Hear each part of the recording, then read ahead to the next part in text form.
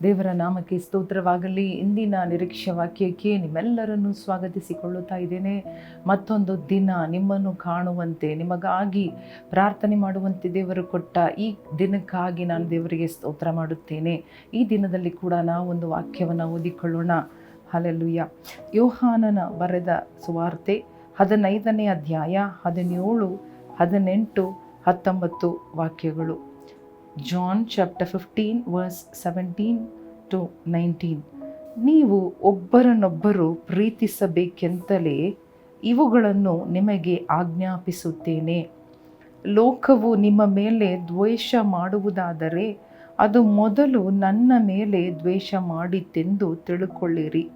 ನೀವು ಲೋಕದ ಕಡೆಯವರಾಗಿರುತ್ತಿದ್ದರೆ ಲೋಕವು ನಿಮ್ಮ ಮೇಲೆ ತನ್ನವರೆಂದು ಮಮತೆ ಇಡುತ್ತಿತ್ತು. ಆದರೆ ನೀವು ಲೋಕದ ಕಡೆಯವರಲ್ಲದೆ ಇರುವುದರಿಂದಲೂ ನಾನು ನಿಮ್ಮನ್ನು ಲೋಕದೊಳಗಿಂದ ಆರಿಸಿ ಕೊಂಡಿರುವುದರಿಂದಲೂ ಲೋಕವು ನಿಮ್ಮ ಮೇಲೆ ದ್ವೇಷ ಮಾಡುತ್ತದೆ. ನೋಡಿ, ಇಲ್ಲಿ ಸ್ಪಷ್ಟವಾಗಿ ಯೇಸು ಸ್ವಾಮಿ ತನ್ನ ಶಿಷ್ಯರನ್ನು ನೋಡಿ ಆಲೋಚನೆಯಾಗಿ ಹೇಳುತ್ತಾ ಇದ್ದಾನೆ, ಅಥವಾ ಧೈರ್ಯ ಕೊಡುವಂತಹ ಮಾತುಗಳು. ಇವತ್ತು ಕೂಡ ಈ ಒಂದು ಧೈರ್ಯ, ಈ ಒಂದು ಆಲೋಚನೆ ನಮ್ಮೆಲ್ಲರಿಗೂ ಸಹಾಯ ಮಾಡುವಂಥದ್ದಾಗಿದೆ. ದೇವರು ಹೇಳುತ್ತಾ ಇದ್ದಾರೆ, ನಿಮಗೆ ಈ ಲೋಕದಲ್ಲಿ ದ್ವೇಷ ಬರುತ್ತದೆ, ನಿಮ್ಮನ್ನು ದ್ವೇಷ ಮಾಡುವವರು ಇರುತ್ತಾರೆ.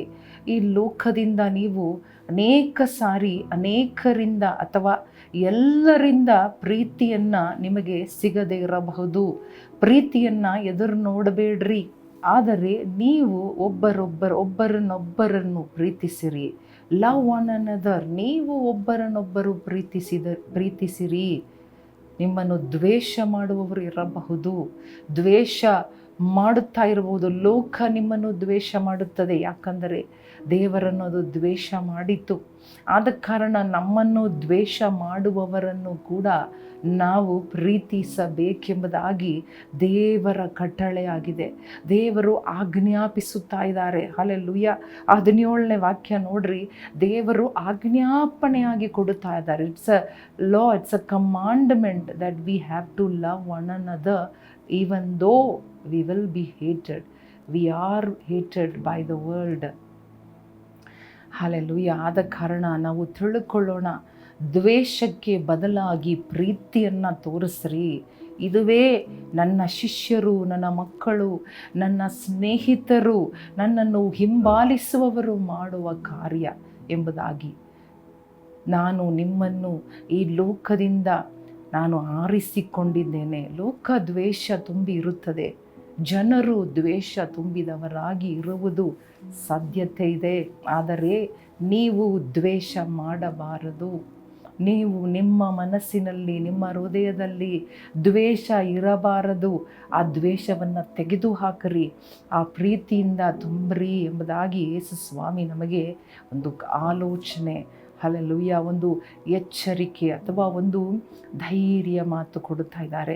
ಅಯ್ಯೋ, ಎಲ್ಲರೂ ನನ್ನನ್ನು ದ್ವೇಷ ಮಾಡುತ್ತಾ ಇದ್ದಾರಲ್ಲ ಎಂಬುದಾಗಿ ನಮಗೆ ಅನ್ನಿಸಬಹುದು, ಅಥವಾ ಆ ದ್ವೇಷಕ್ಕೆ ನಾವು ಒಳಗಾಗಿರಬಹುದು. ದೇವರು ಹೇಳುತ್ತಾ ಇದ್ದಾರೆ, as it will hate because it hated me first. ದೇವರನ್ನ ಮೊದಲು ದ್ವೇಷ ಮಾಡಿದ ಕಾರಣ, ದೇವರನ್ನ ಮೊದಲು ಹಿಂಸೆ ಪಡಿಸಿದ ಕಾರಣ ನಿಮಗೆ ಈ ಲೋಕದಲ್ಲಿ, ಈ ಜಗತ್ತಿನಲ್ಲಿ, ಈ ಸಮುದಾಯದಲ್ಲಿ ದ್ವೇಷ, ಹಿಂಸೆ ಇರುತ್ತದೆ. ಈ ಲೋಕದಲ್ಲಿ ನಿಮಗೆ ಉಪದ್ರವಗಳು ಇರುತ್ತದೆ. ಆದರೂ ಧೈರ್ಯವಾಗಿರ್ರಿ, ಪ್ರೀತಿಸ್ರಿ. ಪ್ರೀತಿ ಬಹು ದೊಡ್ಡ ಬದಲಾವಣೆಯನ್ನು ತರುತ್ತದೆ. ಹಲ್ಲೆಲೂಯಾ. ಕಣ್ಣು ಮುಚ್ಚಿ ಪ್ರಾರ್ಥನೆ ಮಾಡೋಣವಾ? ದೇವರೇ, ನಿನ್ನ ವಾಕ್ಯಕ್ಕೆ ಒಪ್ಪಿಸಿಕೊಟ್ಟು ಪ್ರಾರ್ಥಿಸುತ್ತೇವೆ. ಒಬ್ಬರಿಗೊಬ್ಬರು ಪ್ರೀತಿ ಮಾಡುವ ದೈವಿಕ ಪ್ರೀತಿಯಿಂದ ನಮ್ಮನ್ನು ತುಂಬಿಸು. ಇದು ಸ್ವಾಭಾವಿಕವಾಗಿ ಸಾಧ್ಯವಿಲ್ಲ, ಇದು ಮಾನುಷಿಕವಾಗಿ, ಇದು ಲೌಕಿಕವಾಗಿ ಸಾಧ್ಯವಿಲ್ಲ. ಆದರೆ ಯೇಸು ಸ್ವಾಮಿ, ನಿನ್ನ ಶಕ್ತಿ, ನಿನ್ನ ಬಲ, ನಿನ್ನ ಪ್ರೀತಿ ನಮ್ಮನ್ನು ತುಂಬುವಾಗ ಇದು ಸಾಧ್ಯ ಸ್ವಾಮಿ. ಯೇಸಪ್ಪ, ನಮ್ಮನ್ನು ಈ ಲೋಕದಿಂದ ನೀವು ತೆಗೆದಿದ್ದಕ್ಕೆ ಒಂದು ಕಾರಣವಿದೆ. ಆ ಕಾರಣವನ್ನು, ಆ ಉದ್ದೇಶವನ್ನು ನಾವು ಮಾಡುವುದಕ್ಕೆ ನಮಗೆ ಸಹಾಯ ಮಾಡು. ಯೇಸುವಿನ ನಾಮದಲ್ಲಿ ಬೇಡಿಕೊಳ್ಳುತ್ತೇವೆ ನಮ್ಮ ತಂದೆ. ಆಮೇನ್, ಆಮೇನ್.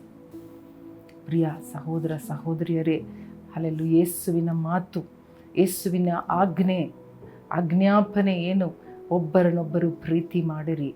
ಲೋಕವು ನಿಮ್ಮನ್ನು ಹಾಗೆ ಮಾಡಿದರೂ, ಹಿಂಸೆ ಪಡಿಸಿದರೂ ನೀವು ಪ್ರೀತಿ ಮಾಡಿರಿ ಎಂಬುದಾಗಿ ಒಂದು ಕಟ್ಟಳೆಯನ್ನು ನಾವೆಲ್ಲರೂ ಪಾಲಿಸೋಣವ. ದೇವರು ಈ ತಿಂಗಳಲ್ಲಿ ನಮಗೆ ದೊಡ್ಡ ಜಯ, ದೊಡ್ಡ ವಿಶ್ರಾಂತಿ, ದೇವರ ಸಮ್ಮುಖ, ದೇವರ ಪ್ರಸನ್ನತೆ ನಮ್ಮ ಸಂಗಡ ಇರುವಾಗ ದೇವರು ನಮ್ಮನ್ನು ಆ ಪ್ರೀತಿಯಿಂದ ತುಂಬಿಸಿ ಆ ಪ್ರೀತಿಪೂರ್ವಕವಾದ ಜೀವನ ನಮಗೆ ಕೊಡುವುದಕ್ಕೆ ದೇವರು ಉದ್ದೇಶ ಮಾಡಿದ್ದಾರೆ. ಆದ ಕಾರಣ ನಮ್ಮನ್ನು ಒಪ್ಪಿಸಿಕೊಡೋಣ.